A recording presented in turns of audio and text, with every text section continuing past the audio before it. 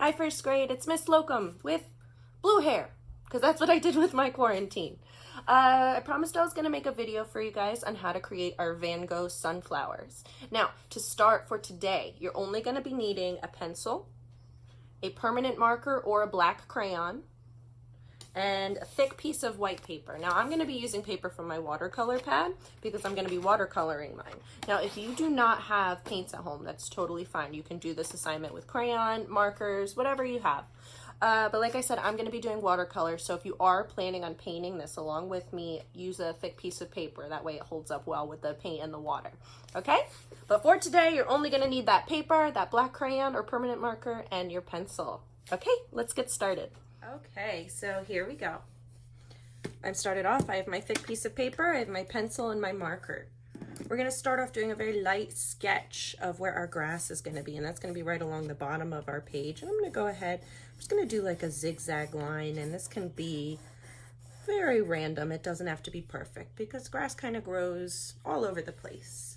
Our next step is going to be to create the heads of our sunflowers. Now, I want you to do 2 or 3 sunflowers. It's up to you. I think I'm going to do 3, and I want to scatter them throughout the page. Now, sunflowers are famous for their really, really big faces that they have. Not human faces, but that center part is that face. And what we want to do is we're going to start off drawing as good of a circle as we can, and you don't want it to be too close to the edges, because remember, we do have to put our petals on there. So I'm going to move in from the sides, and maybe I'll start with my first sunflower head right about there. That one's a little closer than I want it to be to the edge, but that's okay. I'm going to do another one right here. And that's not a perfect circle, but again, it's okay. And I'm going to do another one right here. Okay, so this is going to be my 3 sunflowers. Now, the next step is going to be to create our sunflower petals.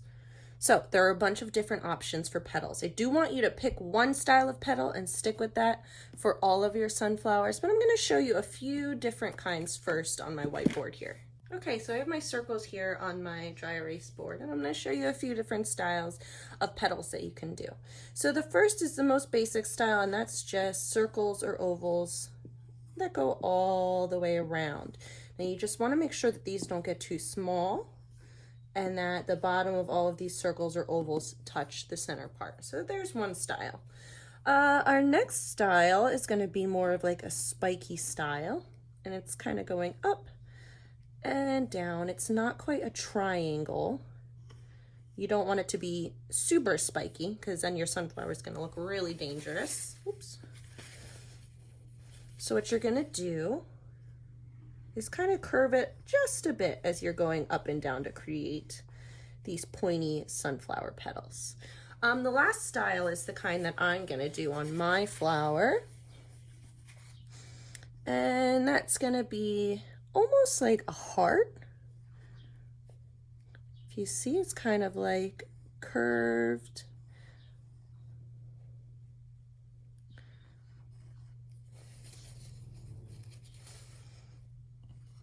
And it's like the top of the heart is touching the center of our flower. Now you'll see that all of my sunflower petals are not equal shapes, but that's okay because it still looks like a sunflower.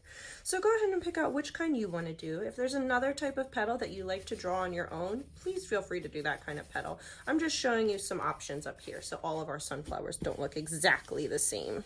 Right, back to our final paper.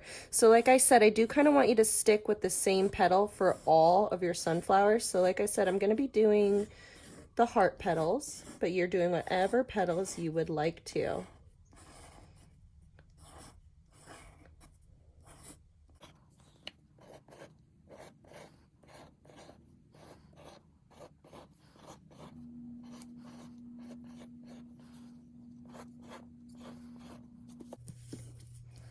I like to rotate the paper as I go, because that sometimes makes it easier when you're drawing these heart shapes, which you're used to drawing facing right side up. Now you'll see my heart petals are actually a decent size. This is so I can fit that paint in later.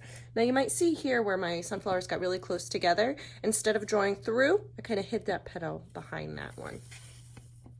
All right, our next step is going to be adding stems. I'm going to start with the flower that's closest to the bottom, And I'm gonna go ahead and just add a double line there, kind of like a really, really tall, skinny number 11. I'm gonna do same thing over here. And we're gonna hit a little bit of a hiccup when we get to this one because it's hiding behind things. I don't wanna just draw that line straight through.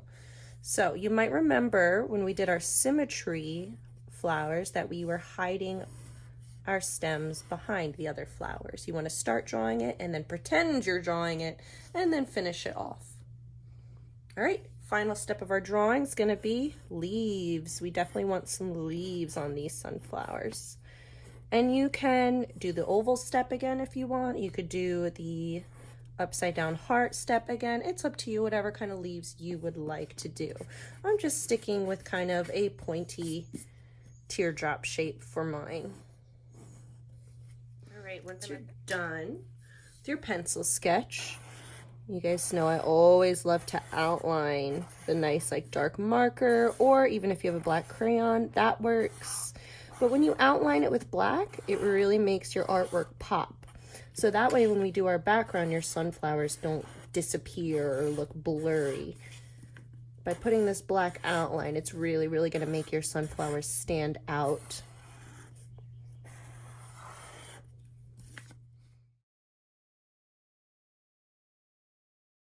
Okay, and that is it for today. I have my finished drawing. If you want to, you can go in with an eraser and erase some of your pencil lines. I'm probably gonna leave mine, but it's totally up to you. And then next week, you'll join me again, and I'm gonna go through how to color it. If you have paints, you can use your paints. If you don't have paints, you can do it with crayon or markers. All right, I will see you next week. Bye.